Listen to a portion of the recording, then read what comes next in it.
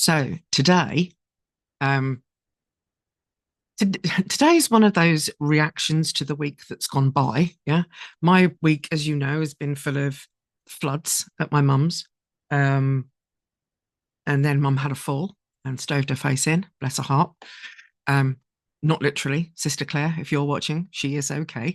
Um, but she's just got some scuffs and bumps and whatnot. And then I had some things going on here as well. Yeah, involving the police. Again, don't panic. I'm fine. But it's been what most people would call a really stressful couple of weeks. So why am I not hiding under a blanket somewhere? Well, to be honest, if this had been me 10 years ago, or maybe even 12, 15 years ago, yeah, I would have been a mess. I would have had acid reflux for days. I would be having stomach cramps. My skin would be itching. Um, Loads of things would be going on because my body was not primed to deal with stress. My mind and my brain were working against each other. Not a happy place to be. But when your hardware, your wiring, yeah, is working well, you can kind of sink into this, what one of my clients describes as her Zen mode. Yeah. And we'll come back to Zen in a minute. Because what I want to talk about today is how your nervous system is great at handling stress, even if you don't feel like you are. Yeah. Sometimes just having that awareness and that knowledge that your body can handle this, it then becomes your brain's job to run the system and your mind's job to just chill the beep out. Yeah. Stress is your body and brain's combined response to internal and external influences, which your um, your mind and your brain and your body all get together and interpret as danger. And not just like, danger, danger, or danger Will Robinson danger, but danger to your actual survival. This kind of stress is normal. Yeah. I would really like to go off on a rant for the next year in my socials and tell you all about how stress needs to be normalized. The kind of stress that knocks you out of work is mainly, in my opinion, because we don't have the emotional intelligence to deal with stress. Because it's not just about managing the symptoms in the moment, it's about managing the symptoms in the long term and giving your body and your brain and your nervous system all the stuff it needs to manage stress. Stress, as in like trembling or feeling anxious, is normal. I'll say it again, stress is normal. Stress is a sign that your body and your brain are doing their jobs, because all your brain wants to do, yeah, especially the older part of your brain back here, yeah, all it wants to do is keep you alive. That's what it's made to do. That's what it's wired to do. That's what it's been created to do. Whichever sentence applies to you. Yeah. Your brain and your body just want to stay alive. That's why your immune system heals you. Yeah? That's why when little annoying viruses, or in the case of me at the moment, raging allergies. Yeah. Allergies are my body's response to irritating little things like pollen. Pollen gets breathed in up through my nose. It makes me sneeze. Breathing down my throat makes my throat feel like it's all clogging up with phlegm. This reaction to pollen is is quite normal, especially as the pollen that I'm allergic to, right, is imported pollen, right? It's pollen from things like sycamore trees that have no business being on this little island in the North Sea, in my humble opinion. Yeah, they are not they're not native. They shouldn't be here. A lot of the flowers that we have in our gardens are not kind of, meant to be here. Yeah. A couple of the flowers that I have back here and the peace lily in front of me, I don't think they're supposed to be here either. But I love having flowers around me, so I tolerate the allergies. Yeah. In addition to stress, yeah, I know we're going to focus on stress, but I also want to bring up emotions. Yeah. Because our mind and brain create emotions.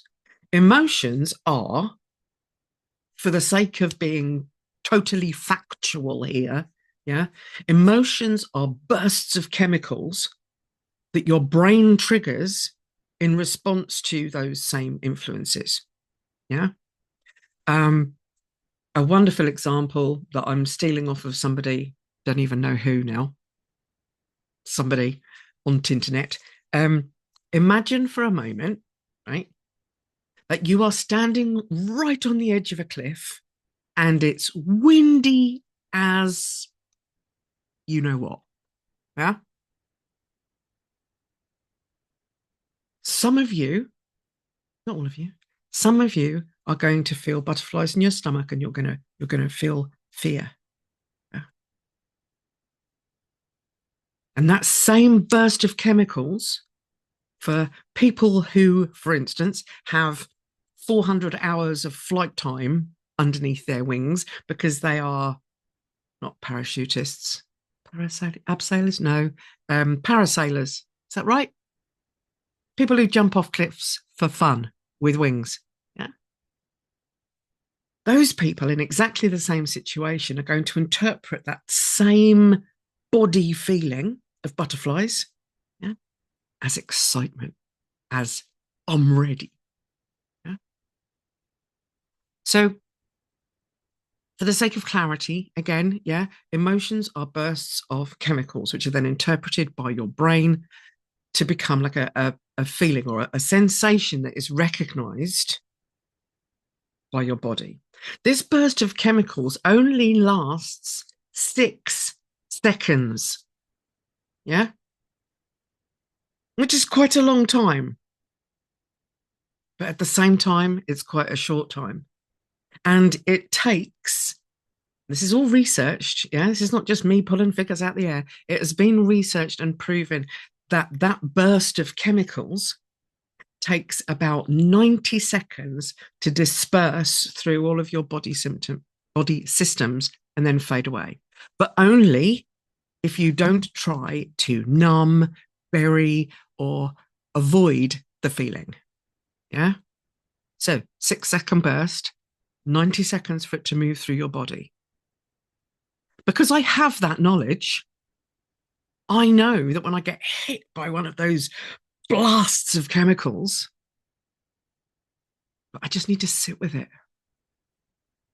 Make no decisions, make no bold actions until that 90 seconds has gone. The whoosh of chemicals has washed through my system. And then I can then make a decision from a clear place. Because, right? Because big emotions are also normal. The big emotions that kids feel, like, when you're shopping and you mistakenly walk your child down the toy aisle, and they spot like a toy that they really, really want. When you say no, that's a big emotion. They're going to be upset. The same as you are going to be upset when you apply for and put everything into getting a particular job and then they don't even with the common courtesy, I think is the best way of putting it, where they don't even have the courtesy to tell you directly why you didn't get the job. Just like, no, we don't want you. You're going to feel upset. When a child loses a favorite toy or a favorite thing, whether it's a pacifier or a blankie or whatever, they are going to be upset. Those are big emotions for little people. And as an adult, you're going to have those big emotions too when you lose a friend or lose a spouse or any kind of bereavement, separation, grief. All of those things are normal. So that being said, stress is normal, big emotions are normal. Let's have a look at these 6, or is it 8? I can't remember. I've just got them written on a post-it note stuck down in front of me, right? um let's look at these 8. There are 8. I just counted them. 8 situations where stress and emotions and stuff happen, yeah, and where you are better at dealing with them than you think you are, because that's what this is all about. That is what this session is all about, right?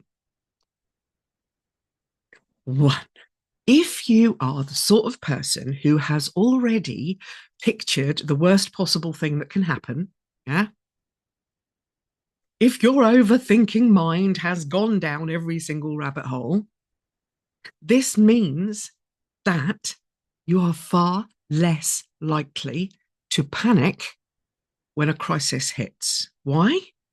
Because you've already played this movie before in your head. You've gone through the whole story already. You have mapped out every single escape route before anybody else smells smoke. You know what I mean? Right? This isn't dark thinking. Yeah? It's not. Overthinking and stuff like this is just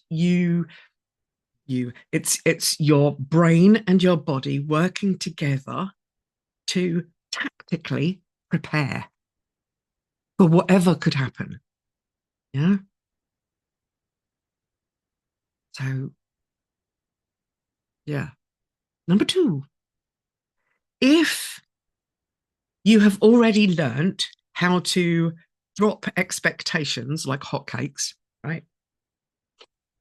If you've already done my unreasonable expectations workshop, this should be you. Yeah. It's going to mean that when you hit a traffic jam, your reaction is going to be whatever. There's nothing I can do about it. Let's just do it. If you're already sitting in a cafe waiting for your friend to turn up for a lunch date and they bail, yeah, you know what? That's fine. You just finish your cuppa and go home. Because when you realize that it's the expectations that you create in your head by making all of these assumptions, yeah, once you let that shit go, you are no longer stuck in how things should be. Yeah? You're not aiming for that perfectionism. Yeah? And it supports you because you are ready to bend when shit happens while others just break and snap and lose their SH1T. Yeah. Number 3, if you are the sort of person who laughs when shit's really going wrong, yeah, yeah, I want you to know, right? My mum has had water pouring all over her floor, right? She knew how to turn it off, but there was still a lot of water flowing over the floor. Now, she wasn't really making obvious jokes, and I wasn't really making obvious jokes. So we weren't actually cracking jokes. But if you're that sort of person, right, who laughs when shit gets stupid, yeah, it's not crazy. Yeah, it is your ability to stick a finger up to stress. Yeah. Your humor has become your survival mechanism.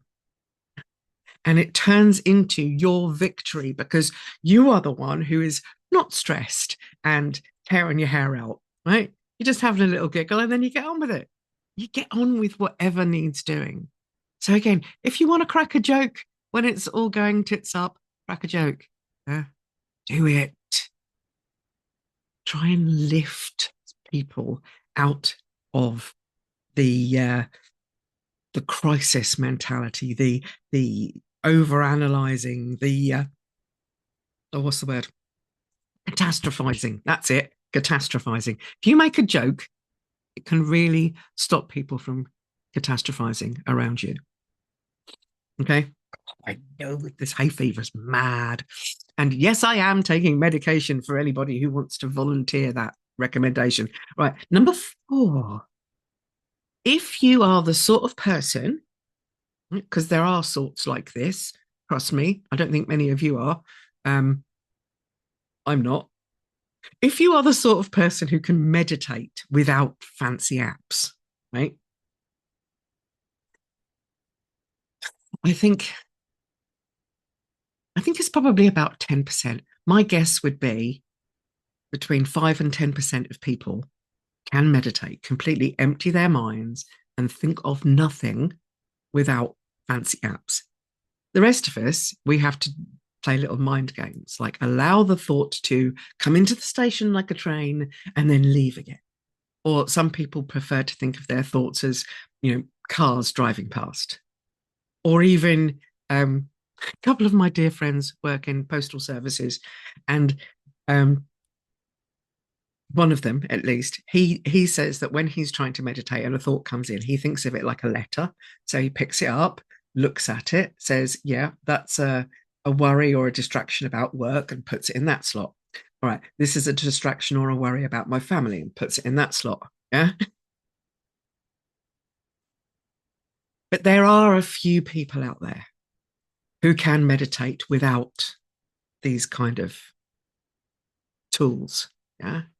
And for those people, they don't need subscriptions. They don't need some guru. They just need themselves, and silence and pure focus can happen. Yeah? Now, if you're not one of those people, this is what I want you to think about. I want you to think about having trust in yourself to create a sense of pure safety for yourself. Because if you can put together a ritual or a sequence of events that means that you will be able to be completely relaxed and safe. For me, it starts with things like giving the dog a walk, having a shower, or walking the dog, locking all the doors, pulling all my curtains, having a shower, either sitting downstairs in my big comfy chair or laying on my bed. All of that creates that sense of pure safety. And being able to do that for yourself is going to give you a level of self-esteem far above most other people who don't even try to provide themselves with safety. So when you're thinking about how you suck at meditation, yeah, you don't suck at meditation. You just need to focus on something else first, which is the safety aspect of it. Number 5. Do you, yeah, here's a question for you. Do you regularly update your mental software? Yeah. Do you? Do you put effort into learning new stuff that's going to help you learn new stuff? Do you read?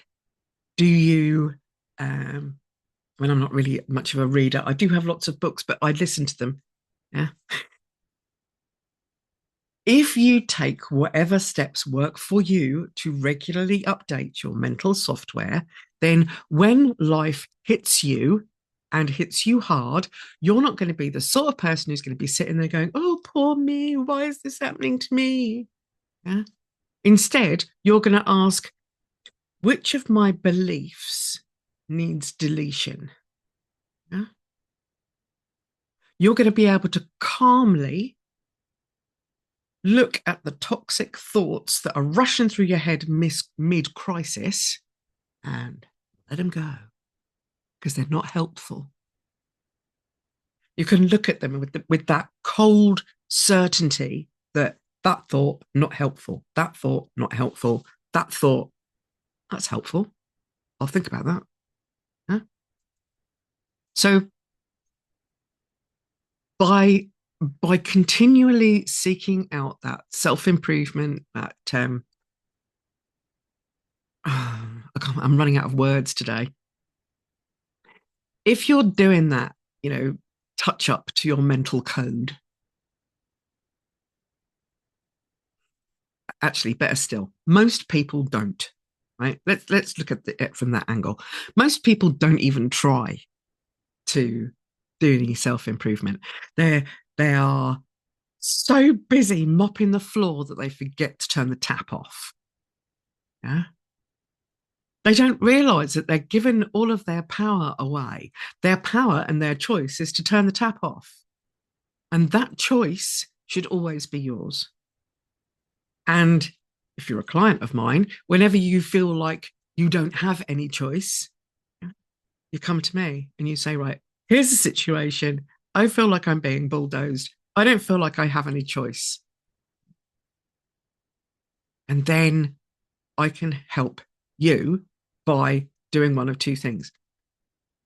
And I ask it this way with my clients. I say, do you want me to help you find that answer yourself? Or do you want me to just tell you? Yeah. Now, different people choose one of the other on different occasions.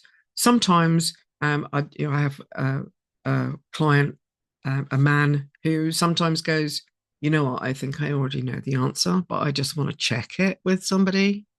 Yeah. Another one of my clients likes to talk things through until we together find the answer. Kinda. I help her find the answer. It's only very rarely when people are right up to here with it that they say, look, just tell me what I should do. Tell me what the choice is. And sometimes it's not actually saying, right, you should do X, because I hate the word X. Hate the word X. No, I hate the word should. It's too much pressure on people. But anyway, the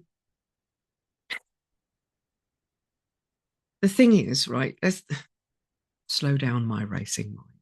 Right? When someone just needs to be told what to do, right? I don't say it like that to them. I don't say, right, you should do X, Y, Z. I say, well, okay, you could do this or you could do that. And they may not realize that those two things were even choices. So that's, before I go off down another tangent, I think we're on number 6. Yes, according to my list, we're on number 6, right? How do you view procrastination? Yeah? Do you see it as some wildly annoying thing that goes on in your brain where you can't seem to focus on anything because everything's going on all at once? Yeah. Or do you see it as like a check engine light? Warning, warning. Well, if you see procrastination as a check engine light, great, right? If you can do that, it's amazing. Seriously. People who can do that when they're not productive don't immediately spiral into self-hate. But a lot of people do. A lot of people, including me up to about 5 years ago, saw procrastination as my brain sabotaging me. Yeah. But there's a way to get past it so that you don't self hate. And to do that, you simply ask yourself the question, right? What fear am I trying to dodge? What thing am I trying to avoid here? Because it's not the task, right? Give you an obvious example, and then maybe a not so obvious example if my brain cooperates. Obvious example. I set myself a little task of recording a video, turning it into a reel, job done, right? But I procrastinate. I say, I haven't got any ideas. I don't know what to say. What fear am I dodging? What What is the fear that I'm avoiding? Yeah. The fear is my fear of being seen, which is why I always do these live in the group, because in this group, I have made a safe and private space for you to share stuff. And as a byproduct of that, it's a safe and private space for me to share stuff too. So if there's ever anything pops into your head that you want me to talk about, yeah, let me know. Because the thing is that if you can take something that you're scared of, break it down into lots of pieces so that you're not tackling this one huge scary thing, then your understanding of procrastination has already doubled. Because procrastination is the equivalent of overheated circuits in your brain. It's things that you're trying to do and trying to do and trying to do and trying to do. And that creates friction. Friction creates heat. That heat then creates this kind of paralyzing sensation in your body where you don't actually want to do the thing that you want to do. Yeah. And all you need to calm those overheated circuits is awareness, aware of the fear that you're trying to avoid, and awareness of the kind of rest that you need to allow those particular circuits to cool off. Yeah. Do you need physical rest? Do you need mental rest? Do you need emotional rest? What kind of rest is it that you need to repair yourself so that you can then have all of the resources at your fingertips to tackle the thing that you are procrastinating over? What's next? Oh, yes. Number 7. Can you face your feelings head on? Yeah. Those 6-second bursts that we were talking about right at the beginning of this session. Can you allow yourself to fully feel the consequence of that 6-second burst of chemicals? No scrolling away. Yeah. No putting on a fake good vibes only bullshit face. Yeah. Just real feelings dealt with intentionally and consciously in 90 seconds. Yeah. Can you do that? The thing is that emotionally mature, yeah, adults process their emotions, they don't suppress them. And what a lot of us do is we allow ourselves to be that 8-year-old, yeah, in a big body, yet to learn about emotional intelligence. Right? If that's you, I suggest that emotional intelligence or emotional um, maturity is one thing that you really need to work on, because all of those people out there who are not able to calm their bodies sufficiently to fully feel in 90 seconds that wave of chemicals rush through your body. If you're not able to understand what they are and deal with them for what they are, then you are going to show up in the world as an 8-year-old or a 10-year-old in a big body, yet to learn anything about emotions and how they will dictate your life if you don't feel them. Because if you just stuff them down and numb it all, they're going to jump out where you least expect it. There's going to be an outburst coming rushing out your mouth one day where the moment it leaves your gob, you're going to think, where the did that come from? I'll tell you where it came from. It came from that 8-year-old, that kid inside you that has been numbed or ignored or suppressed rather than processed. Yeah. Right, the last one I've got here is number 8. You never skip 3 days. Is that you? Yeah. I'll tell you what I mean, right? Um, you may consciously and intentionally take a day off or 2 days off or go on a holiday. Yeah. But when it boils down to it, success isn't about motivation, right? It's about consistency. It's about turning up. It's about showing up when everything sucks. Yeah. Today, I couldn't get online until 10 past 5, but I still showed up. I'm still here. Yeah. I looked at me thingies actually to see if I've got any questions. Shush. Shush. Right. Shouldn't have done that, should I? Anyway, where was I? Oh yeah, success is not motivation. Success is not motivation. It is consistency. It is trying. Yeah. Try again. The thing is that the only thing that is getting in your way of being whatever definition of successful, yeah, works for you, the only thing that is truly getting in your way is you. And the only way that you can get past you is to show up, every single day you say you're going to. Yeah?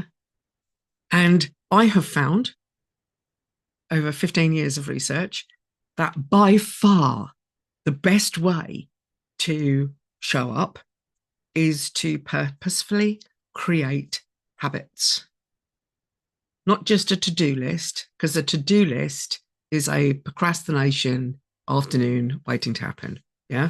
You need habits. You need things that you do on autopilot, because that discipline, yeah, to do the stuff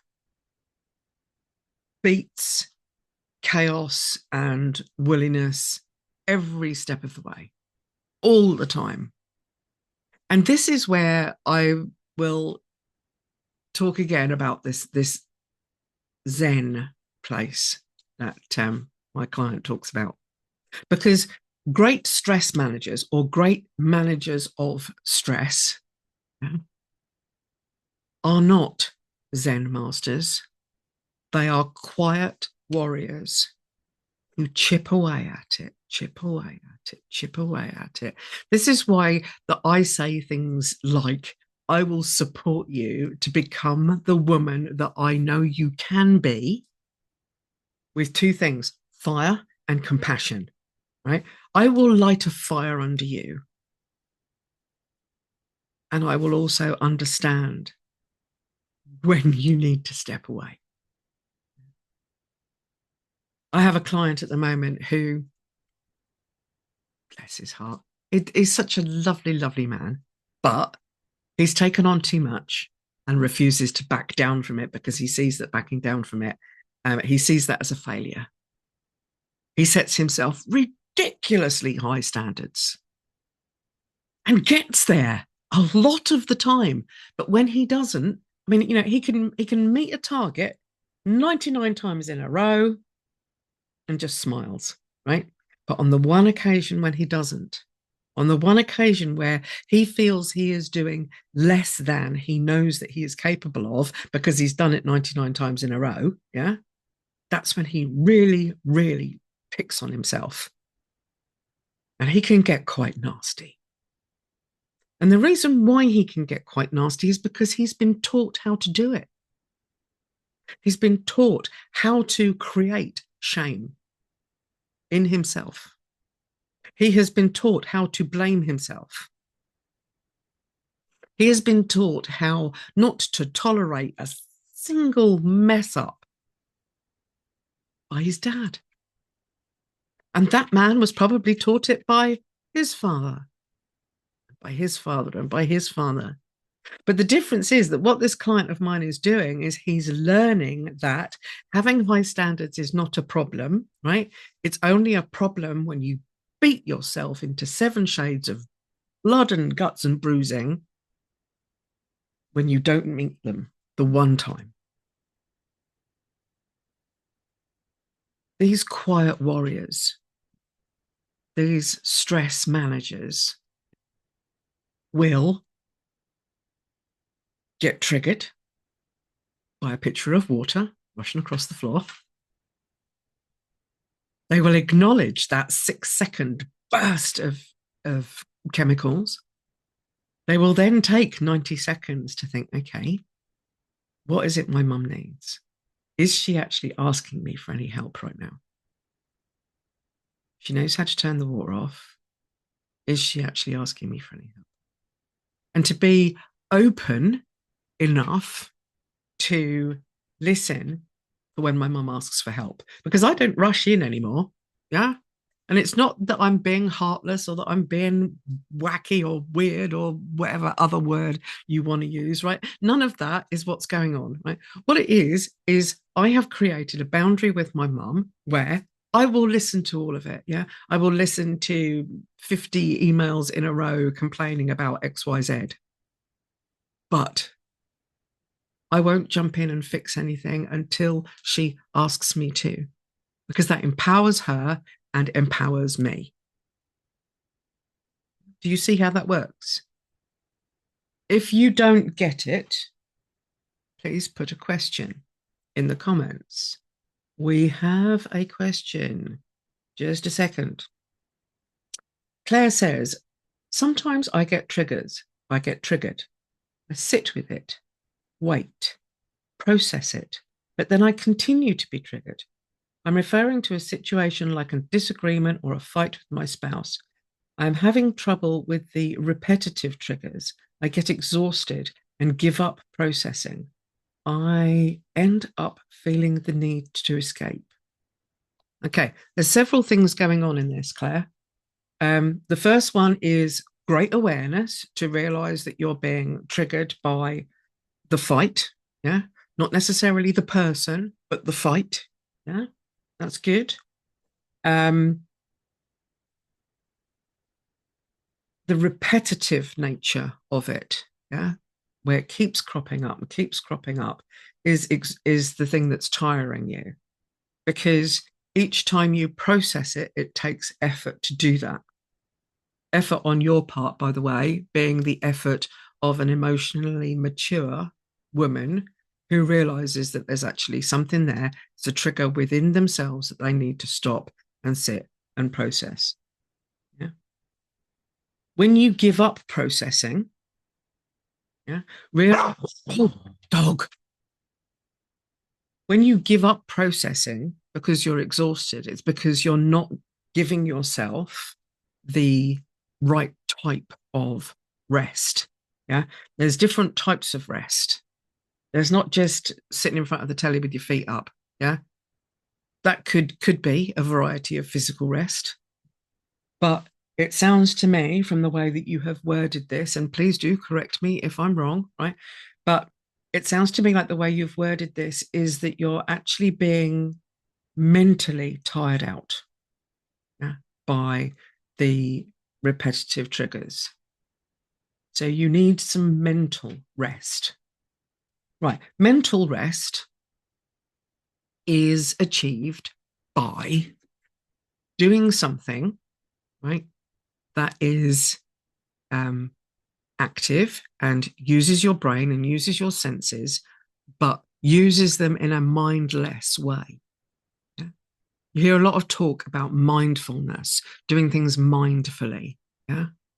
Well, processing your triggers in a situation where your spouse is relentlessly bringing up arguments and creating these triggers, yeah, doing that, right, you are being very mindful of those triggers. So the thing that I would recommend you do is to find something to do that is mindless. If you have a dog, go for a walk, take the dog with you. Two birds, one stone, that kind of thing. But if you don't, things like knitting, sewing, crochet, jigsaw puzzles, painting by numbers, those diamond paintings, yeah, but not necessarily painting in a creative way. Yeah. Painting within the constraints of, like I said, paint by numbers, creating a picture with jigsaw puzzle pieces rather than creating it from your own mind. So you can do it mindlessly. Said that totally wrong. Sorry, Claire. Mindlessly. It's mindless. You're doing something mindless. Oh, we've got a PS. I had water on my kitchen floor 3 times in the last 3 days. I'm under the sink and the roof. Oh my God, Claire, I totally sympathize. Yeah, totally sympathize. Just make sure that you know where your stopcock is. This is a little something that I'm leaving with all of my clients over the next couple of weeks. Yeah, find your stopcock, turn it off, turn it back on again. This achieves 2 things, right? It gives your brain a little bookmark that says, right, I know what to do in an emergency. I go find my stopcock, I turn it off. And it gives you a little bit of reassurance, creating that safety I was looking for, that you know that you can turn it off and you know that you can turn it back on again, right? So go find your stopcock, turn it off, turn it on again. And that's everybody, not just Claire. Who else have we got? We've got Lily. Yeah. Have we got anybody in the Zoom? I don't think we've got anybody in the Zoom because I would have seen them by now. No, we haven't. So that's my little thingamy for today. I hope that this has helped you to realize that you are actually much better at handling stress than you think you are. Yeah. And if over those 8 examples there was, a couple or 1 or 2 or 3 that you don't think you're utilizing as well as you could be, yeah, drop that in the comments below and we'll perhaps do a whole session on that. Lordy, look at the time. I have been talking for a very long time. I need to go back to this window. Where is there is? Oh my goodness, 43 minutes. This is only supposed to be a 30-minute thing. Anyway, so I'm going to say bye for now. If there's anything you want me to do, drop it below. If you've got any questions, drop it below or message me. Yeah. Bye for now.